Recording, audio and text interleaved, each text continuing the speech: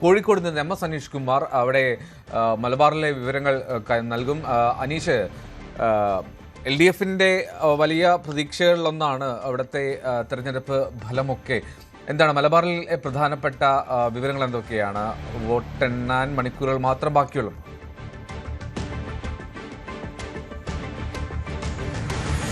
അൽദോ, മധ്യ കേരളത്തിന് വിഭിന്നമായി മലബാറിൽ ഇടതുപക്ഷത്തിന് വ്യക്തമായ മുൻതൂക്കമുള്ള ജില്ലകൾ ഉള്ള ഒരു ഇടമെന്ന് നമുക്ക് വിശേഷിപ്പിക്കാം. പാലക്കാട് മുതൽ കോഴിക്കോടായാലും കണ്ണൂരായാലും ഒക്കെ ഇടതുപക്ഷത്തിന് പലപ്പോഴും വലിയ തോതിൽ സീറ്റുകൾ ലഭിക്കുന്ന ഒരിടമാണ്. കോഴിക്കോട് ജില്ലയിൽ മാത്രം 13 സീറ്റിൽ 11 സീറ്റും LDF കരസ്ഥമാക്കിയ തെരഞ്ഞെടുപ്പാണ് കഴിഞ്ഞുപോയത്. ഒപ്പം UDF തരംഗം സംസ്ഥാനത്തൊട്ടാകെ ആഞ്ഞുവീശിയ കാലത്ത് പോലും കോഴിക്കോടെ പല മണ്ഡലങ്ങളും ഇടതുപക്ഷത്തിനൊപ്പം അടിയുറച്ചു കാലങ്ങളായി നിൽക്കുന്ന ഒരു കാഴ്ച കാണാൻ കഴിയും. പക്ഷേ കഴിഞ്ഞ തദ്ദേശ ഭരണ തെരഞ്ഞെടുപ്പിൽ ഈ അവസ്ഥയ്ക്ക് വലിയ മാറ്റം വരികയും ചരിത്രത്തിൽ ആദ്യമായി കോഴിക്കോട് ജില്ലാ പഞ്ചായത്ത് UDFന് ഭരിക്കാൻ കഴിയുകയും ചെയ്യുന്ന ഒരു സാഹചര്യം വന്നു. ഏതാണ്ട് 40ഓളം പ്രാദേശിക ഭരണകൂടങ്ങൾ, അതായത് പഞ്ചായത്തുകളുടെ ഭരണം ഇപ്പോൾ UDFനാണുള്ളത്. കോഴിക്കോട് കോർപ്പറേഷനിൽ CPM ഒറ്റയ്ക്ക് ഭരിച്ചിരുന്ന ഒരു അല്ലെങ്കിൽ അതിനുള്ള ശേഷിയുള്ള കോർപ്പറേഷനായിരുന്നു. പക്ഷേ ഇത്തവണ തനിച്ച് ഭരിക്കാനുള്ള ഭൂരിപക്ഷം പോലും ലഭിക്കാത്ത അവസ്ഥയിലേക്ക് കാര്യങ്ങൾ നീങ്ങുകയും ചെയ്തു. അതുകൊണ്ട് ഇടതുപക്ഷത്തിൻ്റെ അടിസ്ഥാന വോട്ടുകളിൽ വലിയ ഇളക്കം വന്നിരിക്കുന്നു എന്ന വിലയിരുത്തലാണ് കോൺഗ്രസിനുള്ളത്. കഴിഞ്ഞ 25 വർഷം മുമ്പാണ് അവസാന കോൺഗ്രസ് MLA കോഴിക്കോട് ജില്ലയിൽ നിന്നും നിയമസഭയിലേക്ക് പോയത്.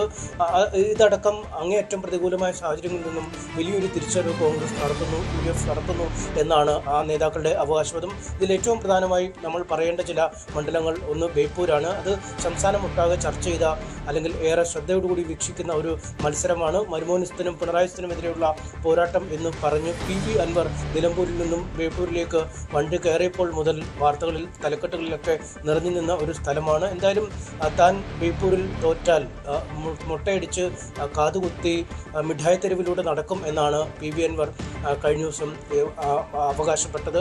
അല്ലെങ്കിൽ അതിന് വെറ്റുവെക്കാനായി മുഹമ്മദ് റിയാസിനെ ക്ഷണിക്കുന്നു എന്ന് പോലും പറയുന്ന സാഹചര്യം. പക്ഷേ കോൺഗ്രസ് സംബന്ധിച്ചിടത്തോളം ഇപ്പോഴും ബേപ്പൂരിൽ വലിയ വിജയപ്രതീക്ഷയൊന്നും ഇല്ല. കാരണം കോലീബി സഖ്യം വന്ന കാലത്ത് പോലും ഇടത് സ്ഥാനാർത്ഥികൾ തോക്കാത്ത മണ്ണാണ് ബേപ്പൂർ. അതുകൊണ്ട് ഒരു അട്ടിമറി വിജയം UDF പ്രതീക്ഷിക്കുന്നില്ല. എന്നാൽ മറ്റു പല മണ്ഡലങ്ങളിലും ഇത്തവണ വിജയം നേടാൻ കഴിയുമെന്നൊരു പ്രതീക്ഷ UDFിനുണ്ട്. ശരി, ആജ്ഞ രവീന്ദ്രൻ, ഡാൻ കുര്യൻ, MS അനീഷ് കുമാർ എന്നിവരാണ് വിവരങ്ങൾ നൽകിയത്. കൂടുതൽ വാർത്തകൾക്ക് News 18 Keralam YouTube channel subscribe ചെയ്യുക.